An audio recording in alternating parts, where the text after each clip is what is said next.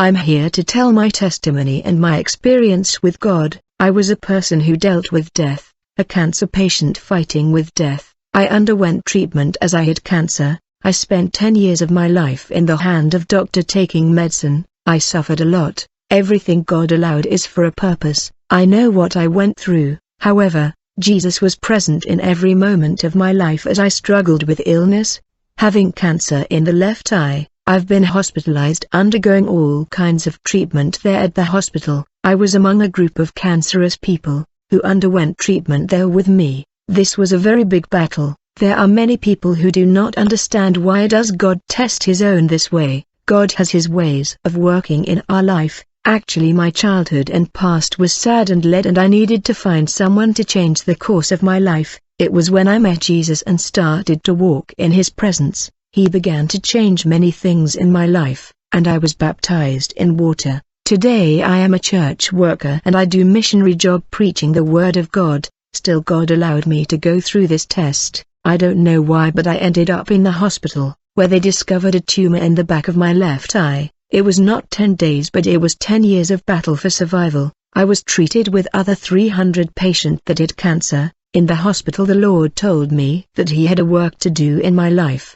and that he needed to do a work in me. For in Jeremiah 18 the Bible say you are the potter and we are clay in your hand. And during these 10 years the Lord modeled me every day, every month and every year while suffering there undergoing cancer treatment. He was breaking and modeling me with his hand on his image. And in these 10 years of treatment, like everybody who were there, I suffered a lot. I took a lot of chemotherapy. I lost my hair, the gray hair grew up and my eye pushed out. One day I held my eye with piece of toilet paper. I was afraid my eye will fall to the ground there in the hospital. I was afraid and I held my eye with piece of paper because my eye trembled. I cried, and from my right eye drop of tears fell. I saw several people suffering in this hospital. Often, I walked in the hallway of the hospital watching in each room people crying, suffering in greater despair, and I was there in the middle of people that don't have Jesus. They asked me why a believer of Jesus Christ was there among them if Jesus was really healing people. What was I doing there?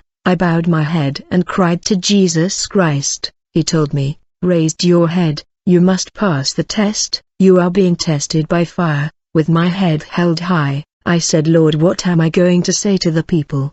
They look at me and see me in this situation. People murmur, criticize and speak bad. I don't have words. Jesus said to me, when someone asks you why you are here in this situation you will explain Jeremiah 18, where God is portrayed as a potter and his people as clay. There was also bad treatment there in the hospital. It was suffering, until one day I locked myself in the hospital bathroom. I bent my knees and cried out to God there. I asked him to take me because I was tired of suffering so much. It's then Jesus told me, hang on just 1 minute, I will come down with your cure. I looked at my watch to check the time, and Jesus said to me, it's not about your time but in my Father timing I will do it. But that 1 minute meant 4 more years of suffering in that hospital, and during all these years I had no friends, no relative, nobody who accompanied me in this battle. I could only count on Jesus and no one else was there. I found out that Jesus is the best friend that we have it on our side in whatever comes and goes at the time of the test and fight.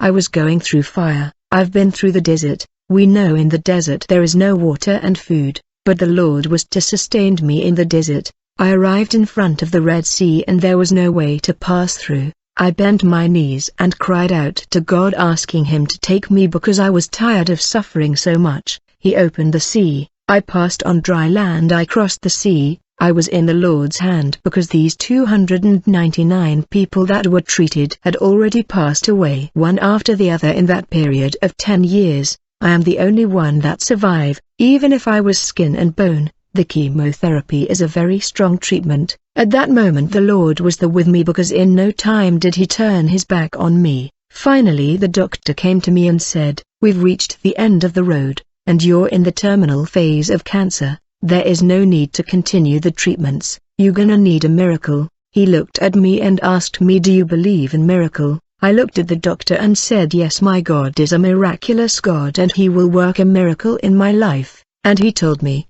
look, it's between you and God now. So far they did what they could do, but there was no result. It is up to God. Jesus spoke and told me, from now on it's me. The doctor told me, you can go home and wait for death because there isn't solution to your problem. Then I went out to the lobby of the hospital. I looked for my friends that I loved so much. There was no one for me. My family was not there. People that I loved so much were not there. There was no one to give me a hand, and I needed to get to my mother's house. I was holding and falling here and there, but the Lord sustains me. I told Jesus Christ I need to get to my mom's house. That's when I went out of the street to get home. I spent about 2 hours 30 minutes to get the Avenue Afonso Pena. When I arrived in front of the avenue, I put my feet on the asphalt to cross the road. I couldn't do it because I was very weak. I spent 2 months without food. I went backward because I was so weak. I cried and I screamed for help.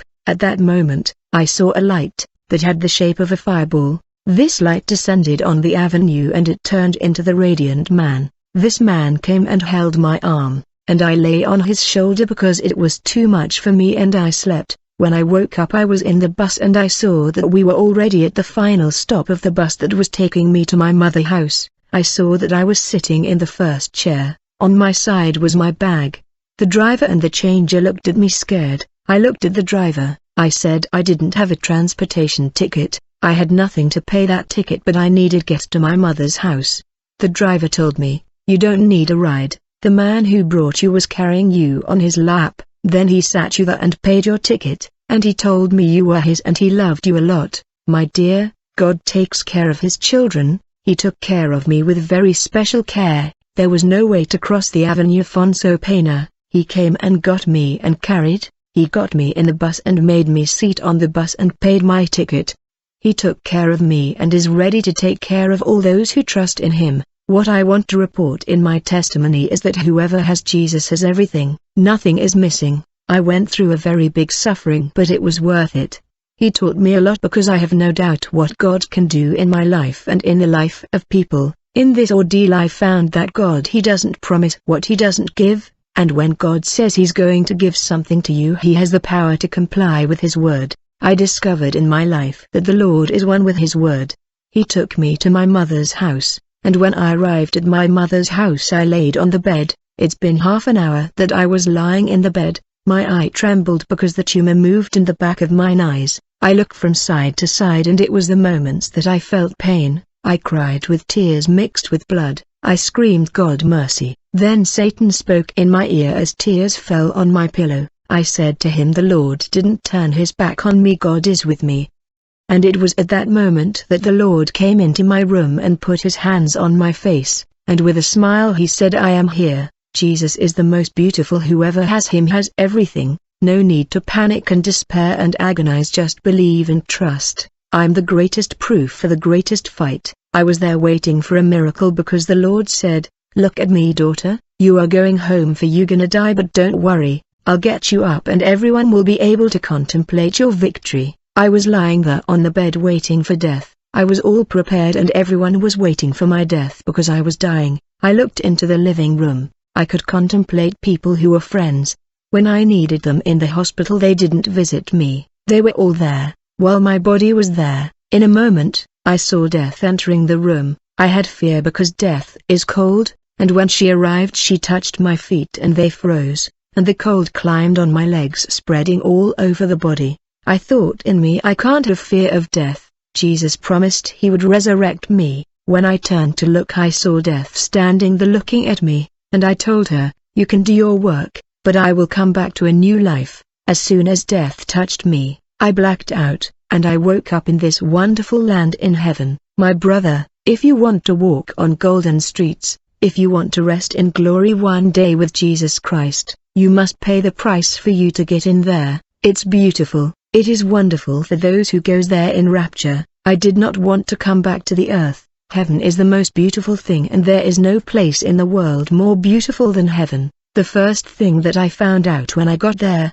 there is this peace, there is no pain. When I walked in the streets of gold I found that I was in glory because I wasn't feeling pain anymore. There is laughing, peace, happiness, and I started running on that street of gold. I said I'm going to meet my best friend who was within the worst moments of my life. because the Bible says you are present in moments of anguish, and I started running on that street of gold. I was looking on that street of gold, my best friend, when I saw him coming to meet me. There was no way to tell how his face shone 1,000 times brighter than the sun.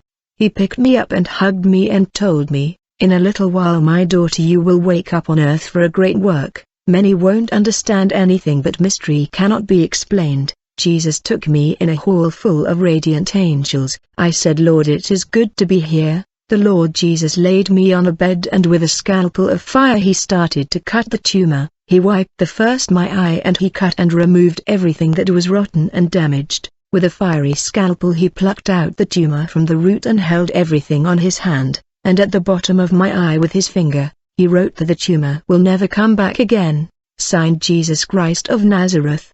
He placed his mark there in the glory. It was so good, so wonderful that I asked Jesus to stay there. He said, "I have work to do with you on earth." I said, "But I'm not coming back." "You will travel, you will go from church to church, where you will be invited. You go because I will be with you, and you will speak to my people that I am, but I will never abandon you." There are many people there out of the way. They say that Jesus has turned his back on them. That's why they are in the world. God never turns his back on none of his children. On the contrary, there are times in our lives that he carries us on the lap. Jesus carried me on his lap when I got in trouble, and when I didn't have friends to give me a hand, when my relatives were not there, when I had no one helping. He was a very present help in the time of anguish. In no time God abandoned his people. I didn't want to go back, but he sent me back. Jesus showed me my mother's house here on earth and the coffin. Inside the coffin was my body. Jesus showed me where my pit was. It was open waiting for me, and when it came time for the funeral they came to seek my body. Jesus told me, "It's time to wake up on earth to a new life. Because of my work you will come back." And when Jesus spoke like that to me, the funeral home opened, because they were going to take the coffin and sealed the body to go towards the cemetery. And that's when Jesus said, "It's time to resurrect." When Jesus said that word, I woke up, because Jesus has tremendous power. I heard when he calls me, just like Lazarus heard the voice of the Lord. I woke up on earth and my coffin was returned. I woke up to a new life, and the Lord took me out of the coffin from the arms of death. Jesus rescued me. He put me on my feet, and he told me, "Now you go to the hospital." When I arrived at the hospital everyone was scared. Then came the first doctor, the second, the third, actually 50 doctor, 10 specialists and 3 medicine professors examined me, and they looked at me from the head to the plants of the feet, and they didn't find tumor. I passed in the hand of the teacher of medicine. When he arrived he applied the anesthesia in the back of my eye. He saw what Jesus had done through that device. They contemplate the back of my eye. There was a brand. The doctor said, "It's funny, there isn't tumor and it has no more roots. It was all rooted there, but it is no more. But there's something in the back of your eye," and through the computer they can observe that in the back of my eye there was no root. The teacher told me, "If not God who surpassed specialist, and it is a man who is not from this earth that touched you. He's not from this world." He pulled out tumor with the root and left in a writing there. I said the writing meant the tumor will never come back again, and it is signed the Jesus Christ of Nazareth. God does this, brother, and he does a lot more for his children. When you meet Jesus there is not disappointment. You have everything in this land. It's a pity that humanity doesn't see Jesus as he is. He is much more wonderful.